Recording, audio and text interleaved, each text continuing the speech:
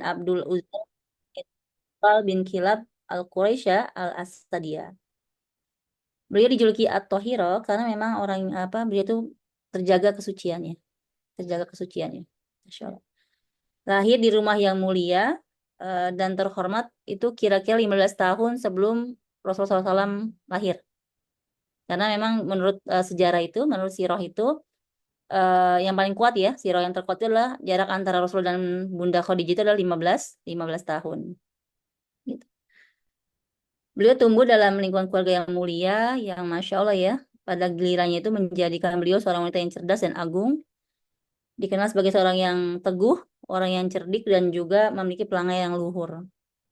Karena itu banyak laki-laki yang menaruh simpati kepada Bunda Khadijah. Awalnya Bunda Khadijah itu dinikahi oleh Abi Halah binti Zurarah At-Tamimi. Dari pernikahannya itu membuahkan dua anak yang bernama Hala dan Hindun. Nah, ketika Abu Hala itu wafat, suaminya wafat yang pertama itu, suami pertamanya wafat, lalu beliau nikah lagi dengan Atik bin Aid bin Abdullah Al-Mazumi. Tapi karena satu lain hal, akhirnya mereka bercerai. Nah, nah, ketika Bunda Khadijah menjadi janda ya, menjadi janda dari pernikahan yang kedua itu, banyak tuh para pemuka Quraisy yang menginginkan beliau gitu. Karena kan selain beliau cantik, beliau juga kaya, ya kaya raya, beliau juga seorang bangsawan, beliau juga seorang apa, seorang wanita yang mulia kedudukannya di bangsa Arab itu. Tapi nggak ada satupun yang Bunda Khadijah apa ya perhatikan gitu.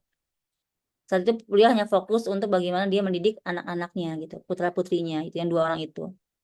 Dan juga beliau sibuk mengurusi perniagaannya gitu ya. Jadi benar memang seorang wanita yang menjadi seorang wanita yang ini benar-benar pengusaha yang sukses nih. Jadi kalau kita mau meneladani apa eh, pengusaha ini bisa belajar dari Bunda Khadijah gitu ya.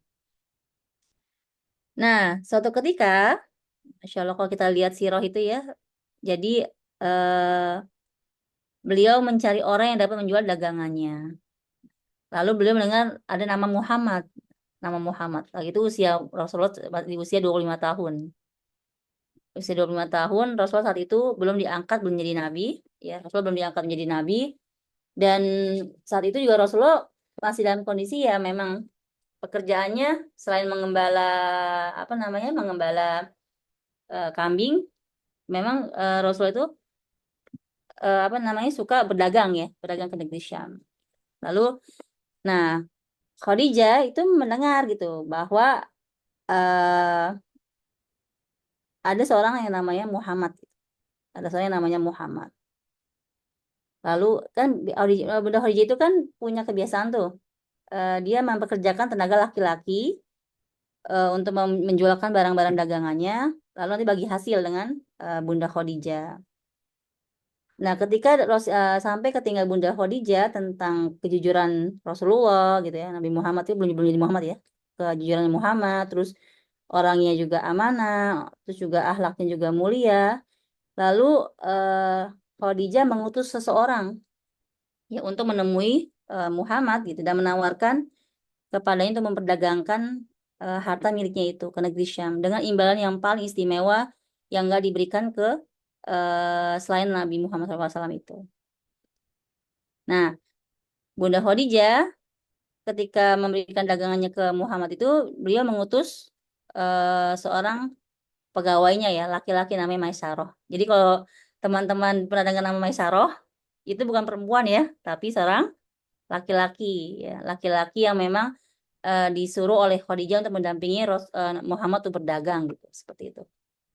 Nah, Masya Allahnya ketika dipegang oleh Nabi Muhammad, dagangannya itu mengalami keuntungan yang luar biasa gitu. Ketika pulang dari Syam, gitu kan, pulang dari Syam, Khadijah kan mendengar tuh cerita dari Maisaroh tentang seorang pemuda ini, Muhammad ini ya. Lalu mulai muncul rasa di hati Bunda Khadijah gitu. Mulai muncul rasa di hati Bunda Khadijah tentang apa terhadap Nabi Muhammad ini. Seperti itu. Lalu akhirnya tapi Khadijah pesimis gitu. Apa mungkin seorang pemuda yang usia 25 tahun mau menikahi seorang wanita yang berusia 40 tahun. Padahal saat itu Bunda Khadijah dalam kondisi cantik ya. Kondisi cantik, kondisi kaya raya, tapi masih minder juga, masih apa mungkin ada seorang pemuda yang mau menikahinya. Lalu, nah Bunda Khadijah ini punya teman. Ini kalau kita nanti dengar sirah ini, kita bisa ini ya, bisa ngambil benang-benang emasnya nih. Bagaimana? Jadi Bunda Khadijah itu punya teman, namanya Nafisa binti Munabih. Nah, Nafisa binti Munabih ini menangkap nih, wah nih kayaknya teman saya nih, bestie saya nih, Khadijah nih, jatuh cinta nih sama pemuda bernama Muhammad gitu. Akhirnya dia ngedatengin Muhammad, Nafisa ini, inisiatif sendiri, bukan bukan disuruh sama Khadijah, bukan.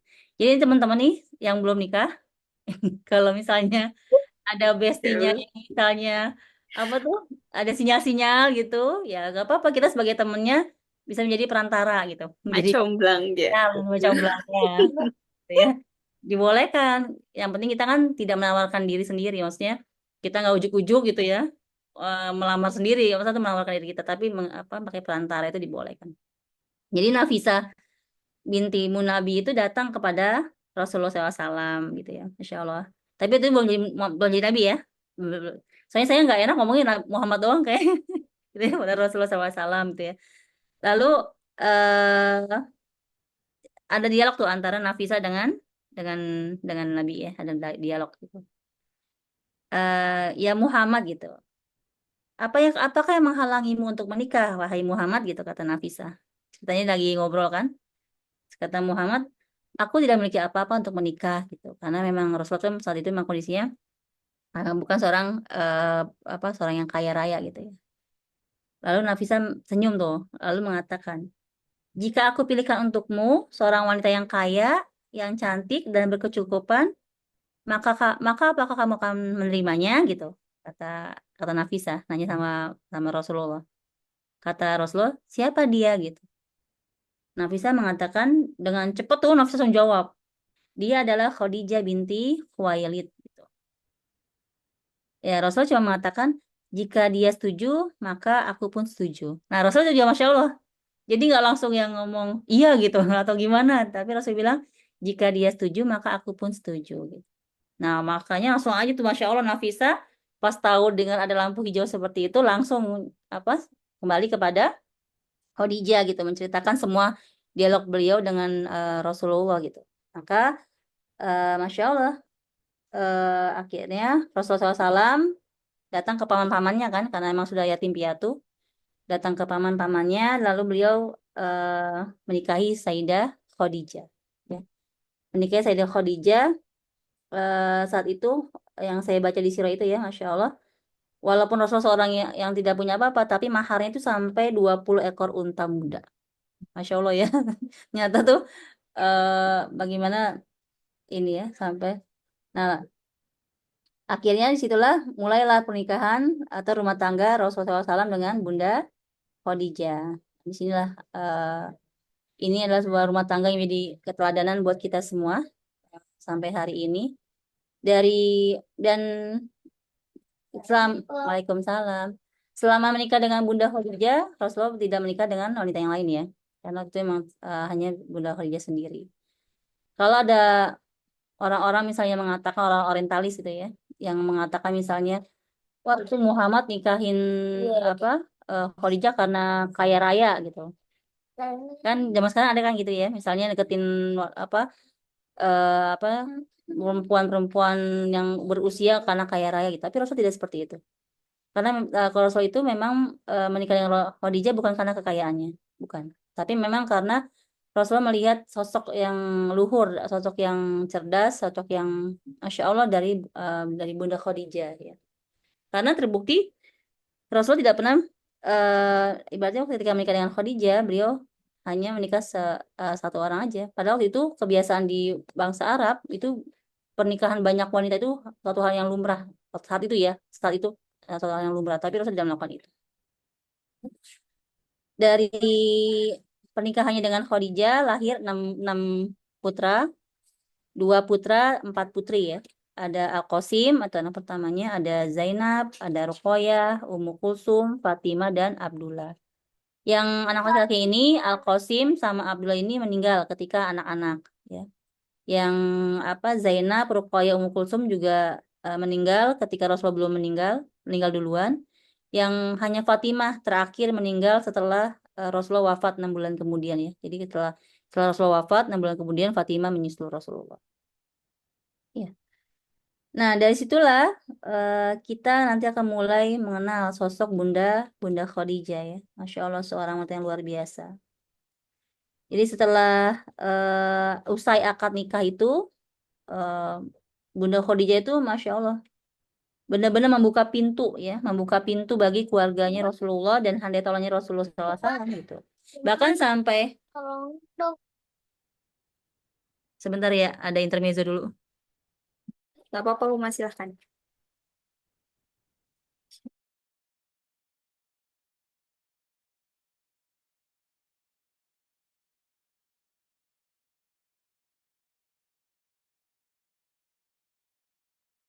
Bahkan sampai Halimatus Sa'diyah, kenal nggak Halimatus Sa'diyah? Itu seorang apa wanita yang menyusui Rasulullah SAW, kan datang tuh pas nikahnya Rasulullah, ibu susunya Rasulullah. Itu ketika beliau datang itu sampai dihadiahin 40 ekor kambing sama Bunda Khadijah. Gitu ya, Masya Allah, ya. Jadi emang Bunda Khadijah apa seorang yang pemurah, ya, maksudnya pemurah apa? Dermawan, orang sangat dermawan. Nah, akhirnya Masya Allah, ya. Jadi Allah memberikan karunia, ya. Allah memberikan karunia pada rumah tangganya Rasulullah dan Bunda Khadijah dengan kebahagiaan dan nikmat yang berlimpah gitu, ya. Sampai menjelang kenabian. Jadi kan itu kan dari Rasulullah menikah sampai Rasulullah mendapatkan kenabian itu kan di usia sampai 40 tahun, ya. Berarti kan 15 tahun, ya. Jadi 15 tahun berumah tangga dengan Bunda Khadijah, lalu di usia 40 tahun, bahkan kalau di sejarah itu, di sirah itu disampaikan Rasulullah itu beliau tuh mulai gelisah, mulai resah eh ketika melihat kondisinya orang-orang Arab saat itu. Jadi itu kondisi orang-orang Arab itu kan secara apa ya, secara moral, ya, itu udah benar-benar, ya tadi saya sampaikan perzinahan di mana-mana, terus juga apa namanya, ya, apa ya, pertumpahan darah satu hal yang biasa, terus juga mabuk-mabukan dan sebagainya, penindasan, jual beli budak itu kondisi yang saat itu terjadi di zamannya Rasul itu, di usia-usia menjelang 40 tahun itu. Kalau di sirah itu diceritakan Rasul itu mulai uzlah. Uzlah itu artinya itu menyendiri, mulai merasa gelisah dengan kondisi yang ada di usia-usia 37 menjelang 38. Jadi di usia menjelang 38 tahun itu Rasulullah mulai gelisah dengan kondisi masyarakat Arab. Lalu beliau memutuskan untuk beruzlah, menyendiri di Gua Hiro, ya, di Gua Hiro itu di Jabal Nur. Nah, itu Bunda Khadijah yang Masya Allah itu, ya, apa ya, eh, itu ketika Rasulullah memutuskan untuk beruzlah itu, em, untuk menyendiri di Gua Hiro itu, bahkan kadang-kadang sampai sebulan nggak pulang Rasulullah, ya. Pulang itu cuma misalnya Rasulullah itu kan bawa bekal roti sama air minum, ya, air minum itu. Nanti kalau bekalnya habis, beliau pulang ngambil, nanti balik lagi ke sana. Itu Bunda Khadijah itu tidak pernah merasa tertekan, nggak pernah merasa yang kalau kita kan misalnya, kalau kita nih ngapain sih ditinggal-tinggal terus gitu misalnya gitu, ya, ngerajuk lah Udah kangen. tapi kalau Bunda Khadijah itu enggak, beliau tuh memahami sekali Rasulullah SAW gitu, makanya itu, ya, makanya hebat, ya. Jadi enggak, jadi udah ketika Rasulullah itu beliau mendukung beliau gitu, mendukung Rasulullah gitu, bahkan nggak pernah ngomongin, nggak pernah nanya kenapa sih, kenapa kenapa gitu. Soalnya ketika suaminya mengatakan saya mau uzlah gitu karena sudah gelisah melihat kondisi bangsa Arab yang seperti itu, ya benar, dia tuh mendukung, bahkan mendorong beliau situ, Masya Allah, ya. Bahkan, ya, itu jarak antara Mekah ke Gua Hira itu 2 mil. Kebayangkan 2 mil. Jadi itu jauh gitu, ya, perjalanan Rasul itu 2 mil itu.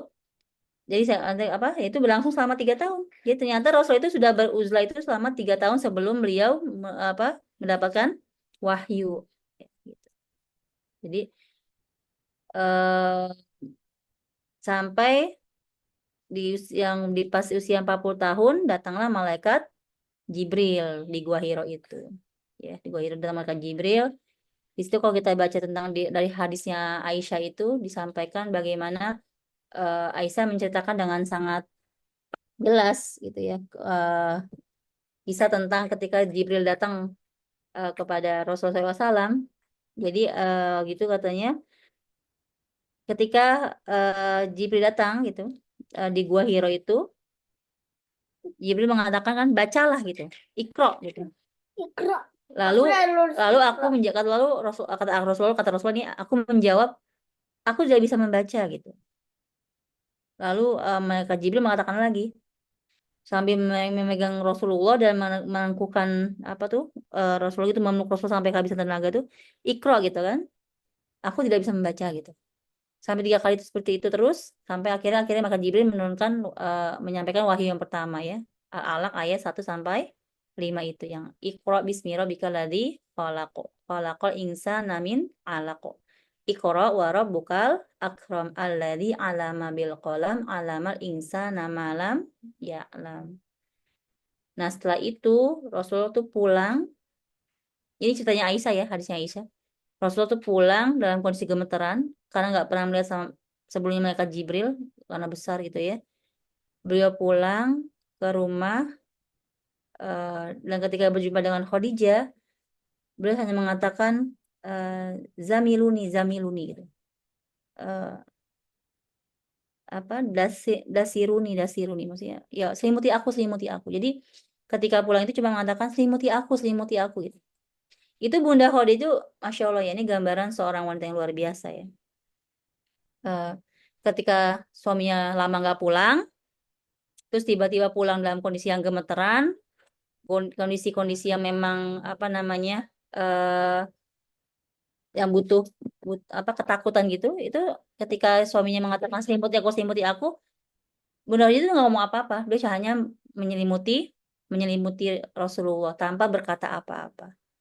Ini menjadi keteladanan buat kita nanti, kalau kita menjadi para istri ya, bagaimana kita bisa membuat tenang suami-suami kita ketika mereka pulang ke rumah-rumah kita gitu.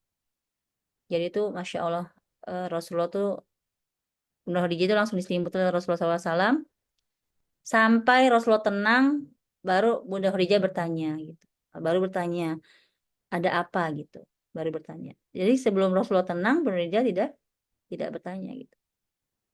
Nah, akhirnya Rasulullah menceritakan semuanya kepada Bunda Khadijah, dan ada perkataan Bunda Khadijah yang sampai hari ini menjadi suatu hal yang Masya Allah ya, menguatkan Rasulullah. Karena Bunda Khadijah itu dengan penuh keyakinan dan mengatakan bahwa Allah akan menjaga kita, wahai Abu Qasim gitu. Kan Qasim nama anak yang pertama ya, wahai Abu Qasim.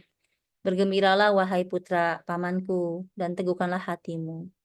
Demi jiwaku yang ada di tangannya, sungguh aku berharap agar engkau menjadi nabi bagi umat ini. Demi Allah, Allah tidak akan menghinakanmu selamanya. Sungguhnya engkau telah menyambung silaturahmi, jujur dalam berkata, menyantuni anak yatim, memuliakan tamu, dan menolong para pelaku kebenaran. Jadi itu perkataannya Khadijah yang menguatkan Rasulullah, dan saat itu juga Rasulullah kembali tenang gitu. Masya Allah. Nah ini, kalau saya kadang-kadang berpikir, ya Allah, apa saya bisa kayak gitu ya? Maksudnya kita menjadi istri yang luar biasa gitu bagi sama suami kita, bagaimana kita bisa memberikan ketenangan gitu ya, ketenangan kepada suami kita ya. Lalu setelah itu Bunda Khadijah karena orang yang cerdas ya, orang yang cerdik, mengajak Rasulullah ke Warokoh. Warokoh itu adalah pamannya Bunda Khadijah yang beragama Nasrani. Lalu eh, diceritakan semuanya oleh Bunda Khadijah kepada Warokoh.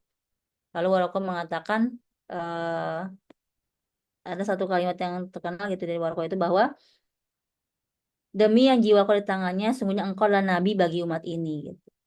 Pastilah mereka akan mendustakan dirimu, menyakiti dirimu, mengusir dirimu, dan akan memerangi dirimu. Kata Warokoh, seandainya aku masih hidup ya saat itu, pasti aku akan menolongmu gitu. Tapi kan Warokoh nggak berapa lama kan meninggal setelah bertemu dengan Rasulullah. Itu Bunda Khadijah ketika mendengar perkataannya Warokoh bahwa Rasulullah itu menjadi seorang nabi, bahwa Rasulullah itu akan diusir, bahwa Rasulullah itu akan disiksa oleh kaumnya.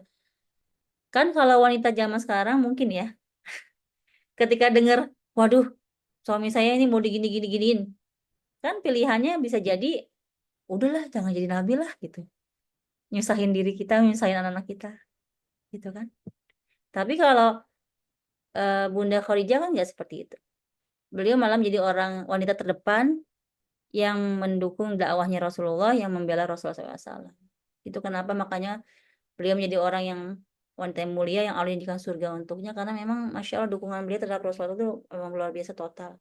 Bahkan saya pernah baca itu sampai Rasul apa ya, sampai Khadijah itu pernah mengatakan eh sebentar ya,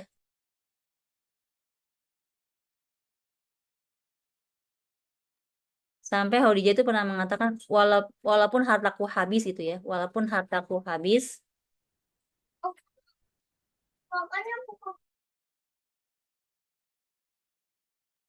walaupun hartaku habis, dan walaupun sampai tulang belulangku yang menjadi apa yang bisa aku berikan untuk dakwah ini, maka akan aku berikan gitu.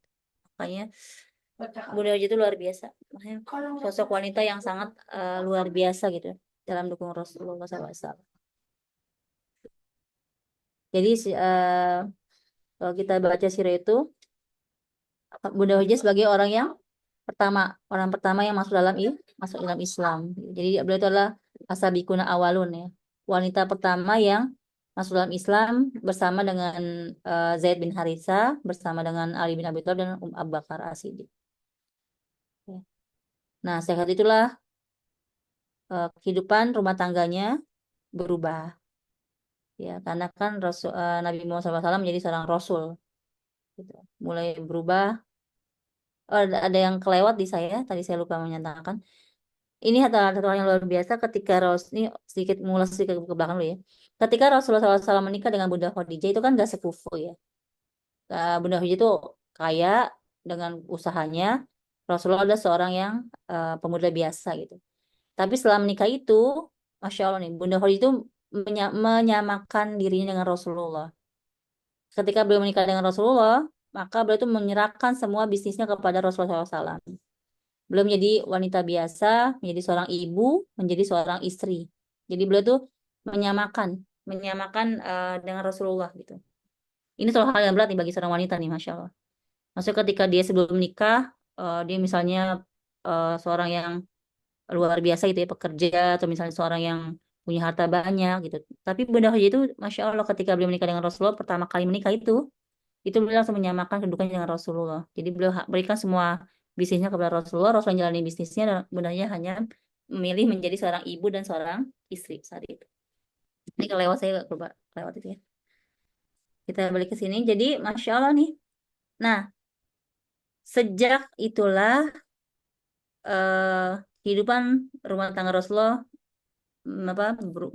berubah menjadi rumah tangga yang penuh dengan dakwah, ya, dengan dakwah. Dan sekali lagi Bunda Khadijah itu benar-benar mendukung terdepan, mendukung dakwah suaminya. Jadi ketika ada celaan, cacian, cercaan, itu Bunda Khadijah sangat benar-benar mendukung, maju menjadi garda terdepannya. Ya. Jadi mulai loh ujian-ujian tuh menimpa kaum muslimin. Bahkan sampai Bunda Khadijah itu menyaksikan sendiri ketika Sumayyah, ada tahu nggak teman-teman Sumayyah? Sumayyah itu adalah seorang eh, syahidah pertama ya, orang yang mati, orang yang meninggal, wanita pertama yang meninggal syahid karena mempertahankan keimanannya, namanya Sumayyah itu, yang karena mempertahankan keimanannya sampai yang ditusuk itunya loh, ditusuk dari kemaluannya sampai ke mana tuh kepalanya, tuh, namanya Sumayyah. Itu Bunda Jem meninggal sendiri tuh ya, bagi apa tentang apa ujian-ujian yang menimpa kaum muslimin saat itu, tapi beliau tidak pernah gentar sama sekali untuk mundur, tidak pernah juga menyuruh suaminya mundur. Nah ini ya ini keteladanan buat kita ya. Lalu juga bahkan sampai ketika beliau harus berpisah dengan putrinya apa Ruqayyah, karena Ruqayyah itu harus bersama Utsman bin Affan, suaminya harus hijrah ke Habasyah di tahun kelima Hijriyah itu, di tahun kelima kenabian itu, di di tahun kelima kenabian tuh kan semakin apa tuh eh perlawanan orang-orang kafir Quraisy itu semakin kejam gitu ya sama sama orang-orang beriman gitu kan.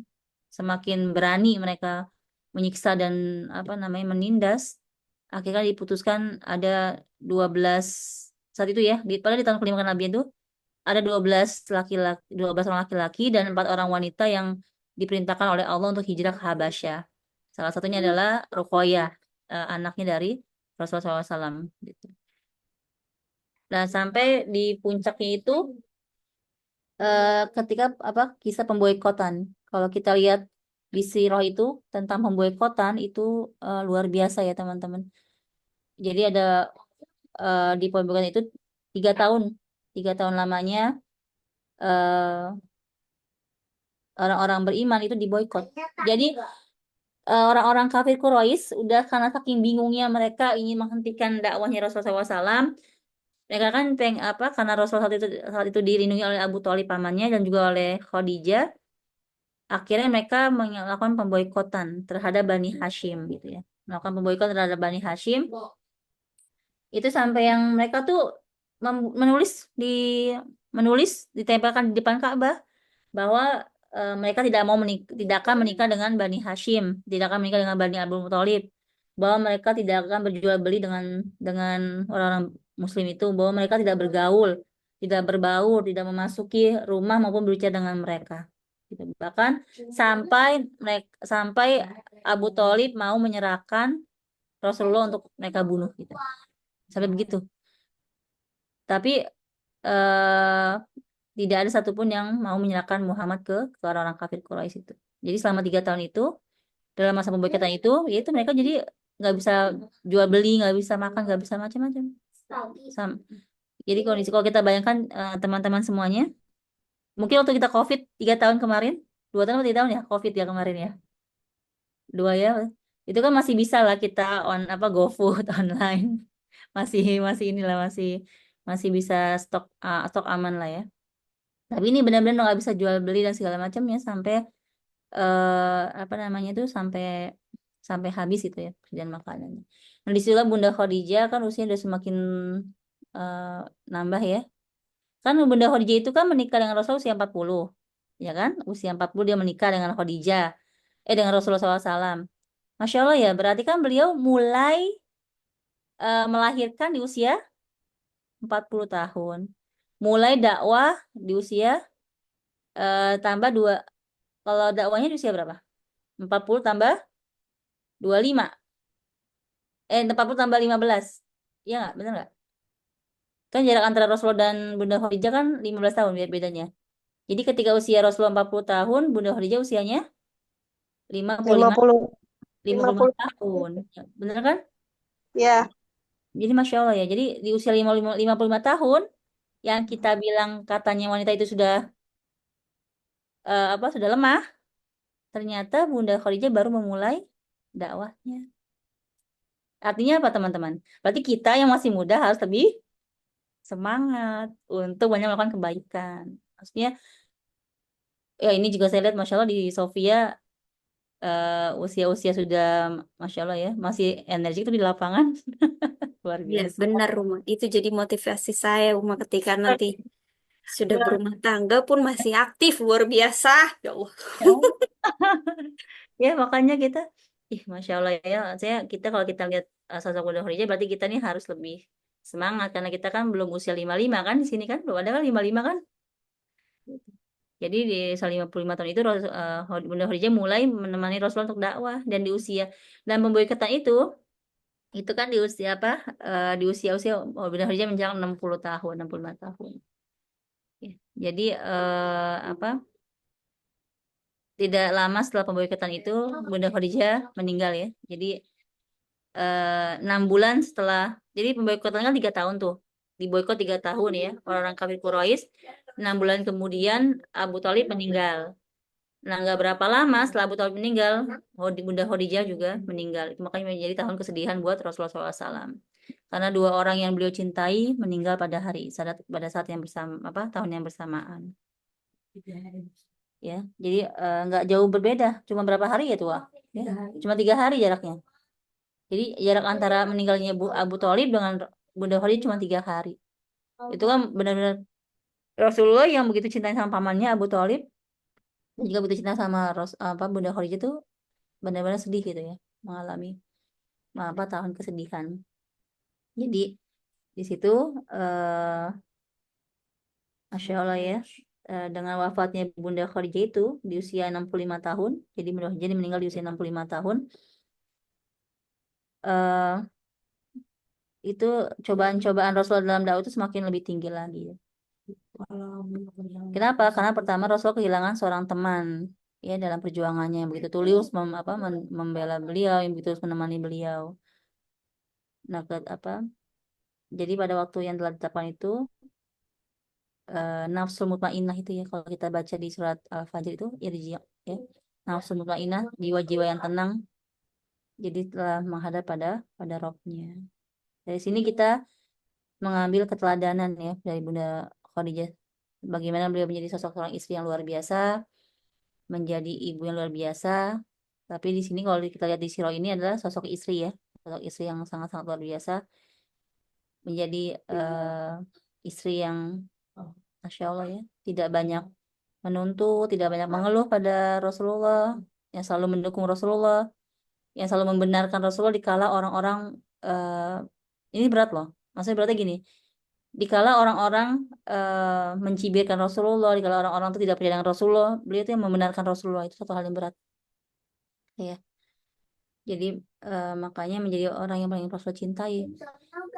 Itu sebabnya kenapa Bunda Aisyah kan setelah ya habis ya. Kita besok lagi. Jadi ketika ketika itu ketika Bunda Aisyah menikah dengan Rasulullah, wanita yang paling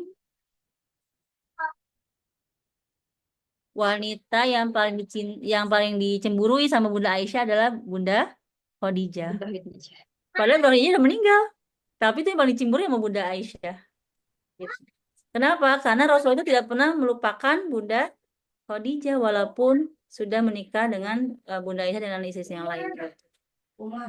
Kenapa? Bunda Khadijah menikah kenapa menjadi salah satu nama Rasulullah? Rasul mengatakan sama Bunda Aisyah. Kenapa? Karena Bunda Khadijah adalah wanita yang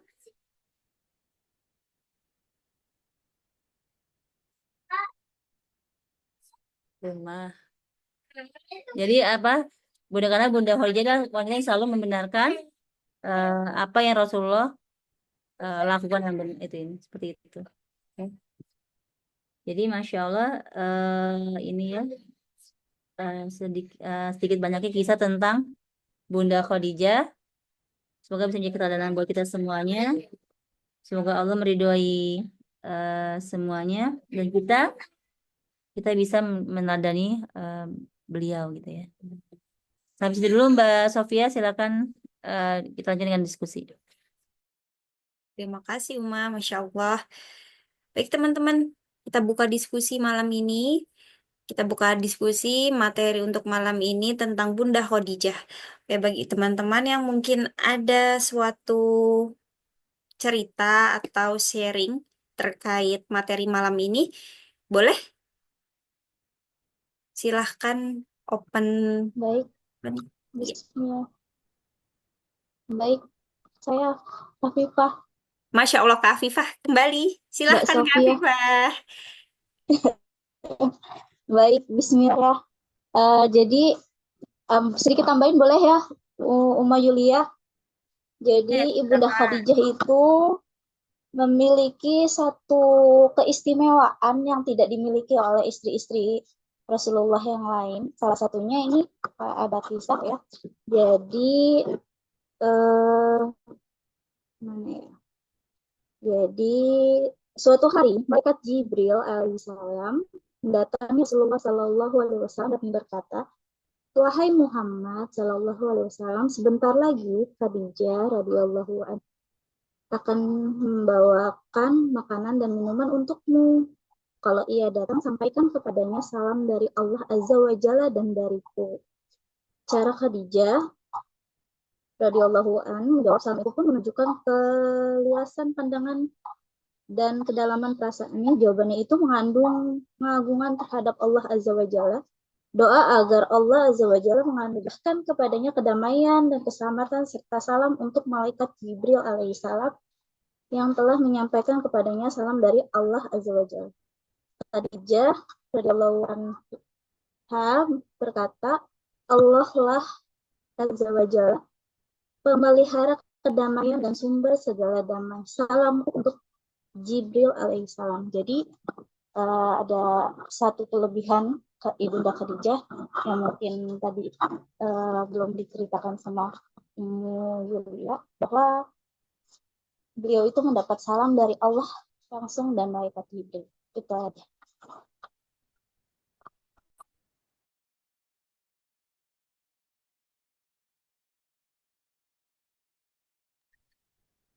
Kak Viva masih bersuara? Kak Animit, Kak. Tadi sudah saya sampaikan. Ada nggak tadi suaranya? Ada tadi. Ada. Apa udah Ada. selesai menyampaikannya, Kak? Sudah. Tadi pas saya mau mengatakan sudah selesai, mungkin nggak ini ya, keputus kayaknya. Iya. Oh, Masya Allah. Terima kasih, Kak Viva. Ya, Masya Allah ya, tadi itu ada tambahan dari Kak Afifah tentang kemuliaannya Bunda Khadijah ya, bagaimana beliau mendapatkan salam langsung dari Allah ya, melalui malaikat Jibril ya. Karena memang Allah begitu mencintai Bunda Khadijah kan. Tadi kan sampai sudah disediakan istana. Jadi Masya Allah gitu. Eh, belum beliaunya belum apa belum wafat sudah disampaikan ke Rasulullah bahwa akan Bunda Khadijah akan mendapat istana kan, istana yang kan ditanyakan ini istananya siapa, ini istananya Bunda Khadijah gitu ya, Masya Allah. Karena memang itu ya, beliau adalah eh, tadi ya orang yang pertama kali mengimani, langsung beriman kepada Allah dan Rasulnya tanpa ragu-ragu gitu ya, langsung. Padahal saat itu kondisinya belum ada yang beriman. Karena kalau asabikun awal itu Masya Allah ya, orang-orang awal itu luar biasa. Kalau orang-orang yang kedua, ketiga gitu ya, itu kan apa namanya, eh, apa namanya bisa jadi kan karena melihat orang lain dulu ya. Tapi kalau orang yang pertama itu benar-benar Masya Allah, makanya kenapa Allah begitu cinta sama Bunda Khadijah. Di Masya Allah Mbak Afifah, jazakillah khair Mbak untuk tambahannya, Masya Allah. Wa anti jazakallahu khair. Kak Viva, itu buku baru lagi atau buku yang sama sebelumnya itu, Kak? Buku baru Masya Bismillah udah Allah. hatam Khadijah. Luar Saya biasa. suka banget sama beliau sejak awal hijrah, jadi langsung Masya minta Allah. Masya dan Allah, dihatamin. sangat menginspirasi ya. Benar sekali. Iya. Apalagi di wafatnya, bisa diceritakan nggak kisah wafatnya Khadijah? Boleh diceritakan, tapi kayaknya next time ya. Ini ya, waktunya sangat terbatas ya. Itu sedih banget soalnya. Masya Allah. Sekarang jam berapa? Jam 9. Jam 9 kurang, rumah. Gimana Masya nih? Allah, Masya Allah. Ya berarti nanti insya Allah pekan depan ya kita diingatkan untuk kisah wafatnya Bunda Khadijah. Tadi kan cuma sekilas ya bahwa tadi kan sekilas saya sampaikan karena pemboikotan 3 tahun itu akhirnya kan kondisi Bunda Khadijah juga semakin melemah ya semakin lemah. Makanya ketika pemboikotan sudah selesai tidak berapa lama dari pemboikotan selesai itu Bunda Khadijah juga karena sakit ya. Lalu beliau meninggal. Tapi nanti untuk lebih lengkapnya nanti insya Allah 2 minggu lagi ya, insya Allah ya Mbak Sofia ya. Ya, Insya Allah, Umar. Baik, terima kasih Kak Viva untuk diskusinya. Kak Yuli boleh buka apa pertanyaan mungkin Kak Yuli atau gimana Kak? Boleh, tapi kayaknya waktunya udah mepet. Mm-mm.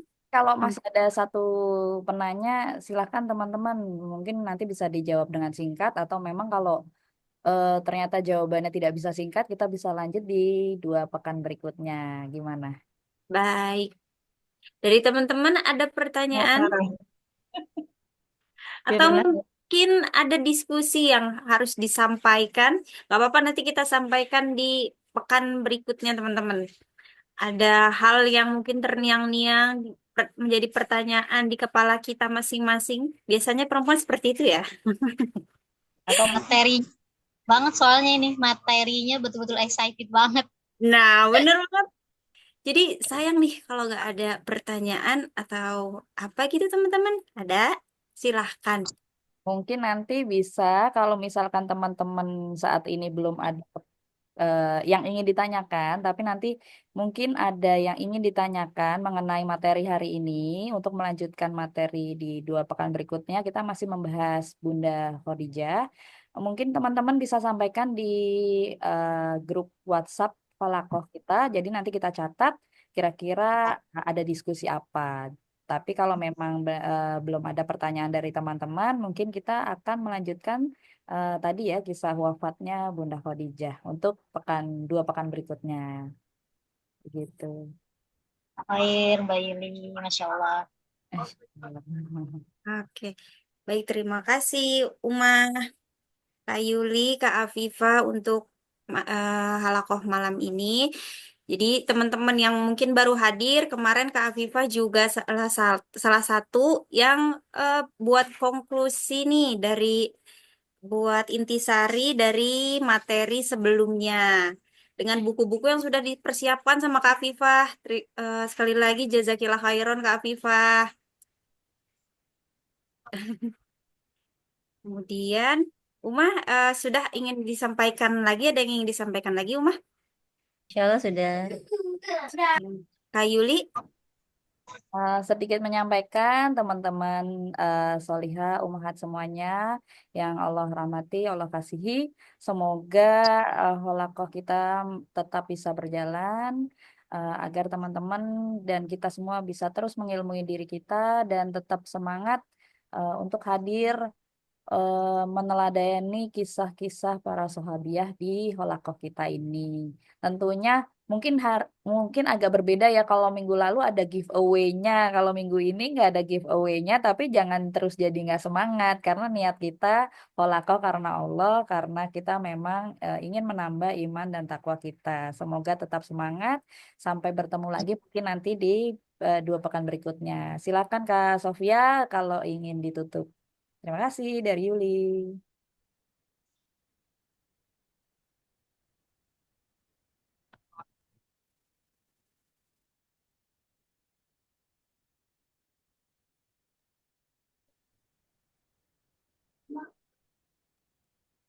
Mbak Sofia, maaf suaranya masih ke mute ya.